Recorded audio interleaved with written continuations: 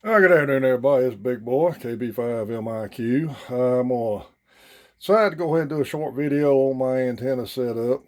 And if you watch any of my stuff, you'll see when I was talking about antennas on a budget. You'll see it today, I promise you. You're probably also going to see some stuff that will make the ham radio experts cringe. But this is a hobby.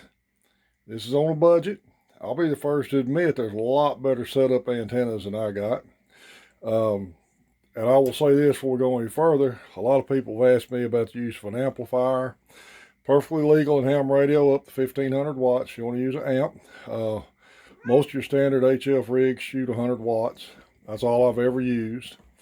I will say this, I'm not knocking amps. But if I had to have a choice between buying an amp or having a taller, better antenna array, I'll take the antenna any day of the week over an amp. But what I'm going to show you now is inside the back of my shack. I've raised up my QSL cards where you can see. I've got a homemade window feed-through adapter. You can actually buy these off MFJ between 80 and 100 bucks. Probably just as good as mine. I made mine a lot cheaper. I use the 2-inch long double SO239s that are threaded all the way down them. I've got 5 in there. I've got a hole put in it so I can bring rotor wire through, and I got a ground stud on it. So I'm going to flip this camera around and we'll see how this is going to work today. And then we'll go outside and look at the antennas. Okay, right here is a wall mount. Now, the reason I did it that way is because my windows are really low. It would have been hard to use the factory MFJ mount and still be able to raise and lower them windows. That's just a piece of scrap aluminum angle. I've got 5 antenna connections. One's taped off, so I won't use it. The clip is clipping my ground from my radio to a ground rod outside. I'm using RG8X jumpers from the radio. This antenna switch is feeding my radio. One side goes back to my tuner, to my G5RV. The other one goes to my 6 meters. This radio here has got a feed straight to my mag mount 2 meter outside. I'll show you in a minute. And this radio here, of course, has got a dual band diamond vertical for UHF, VHF, and running through a G5RV. Like I showed you earlier, this is a 10 mile, 35 amp antenna power strip outlet. I've done this to kind of neaten up my power connections. And this is a Astron RS35 power supply. And I got my talkies and some extra stuff sitting over here. Okay, we're going to go outside. I'm going to pause this for a minute. We're going to go outside and look at some antennas.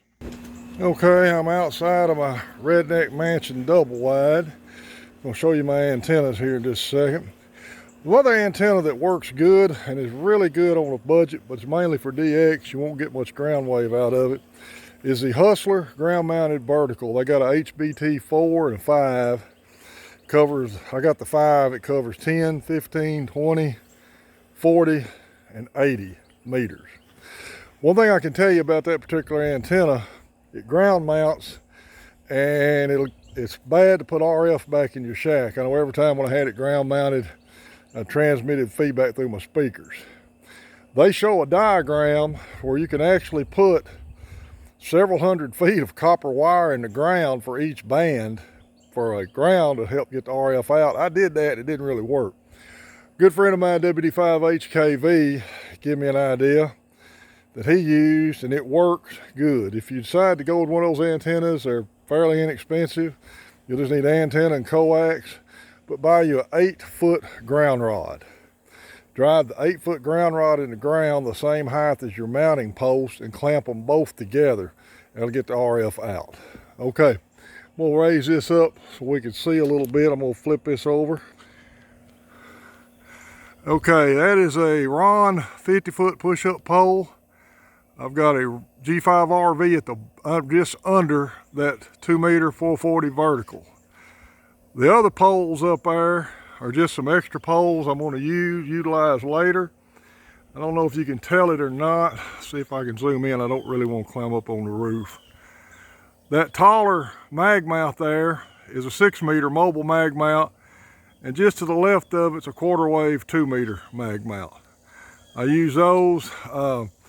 This particular area I live in, I've had lightning issues in the past, and I don't really like to have anything mounted directly to my house. Plus, using the mag mounts on that metal roof, it really makes a good ground plane on it. Okay, I'm gonna pause just a second. Okay, this is the back side of my mount. I know this doesn't look that good, but the way my windows come down so much lower than the table, this was about the only way I could easily do it. That's where all my antennas are connected at, on the back side. Going through there, ground wire coming, ground braid coming down to a ground rod. I got those 2-inch SO239s threaded are about $4 a piece. I had 6 of them, and then I just found a piece of scrap metal and drilled the rest. I probably got $30 in it. And like I say, MFJ sells one mounted on a 4-inch board for like $80 to $100. That worked good, this works good. This is another shot of that antenna. I've always used RG8X mini foam. A lot of people say it's not good for loss. I've always had good luck with it. I've worked all over the world with it. So, like I say, I'm a push-up pole bound. Those guy ropes are Dacron guy ropes. This system works. Probably got $300 or $400 tied up in all of it. And if it gets blowed down, it's not too bad to deal with. Okay, this is Big Boy. Just want to give everybody a look at that. Like I said, this is a great hobby, and you can spend as much money as you want to on it, but don't let not being able to afford the 75-foot tower and the high dollar rotors and Yaggies keep you out of it. You can build you an antenna out of wire, put it on the ground. Like I say, the Hustler verticals are a little over $100, I believe. Excuse me. They're good antennas, especially to work DX with. Actually, I had one of those up.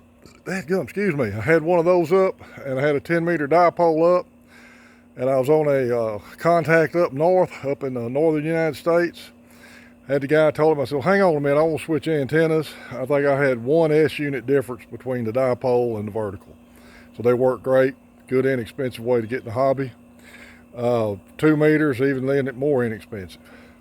Like I said, anybody got any questions, email me direct. Look me up on QRZ.com. Everybody enjoy this hobby. Hope everyone has a great day. This is KB5MIQ, Big Boy 73.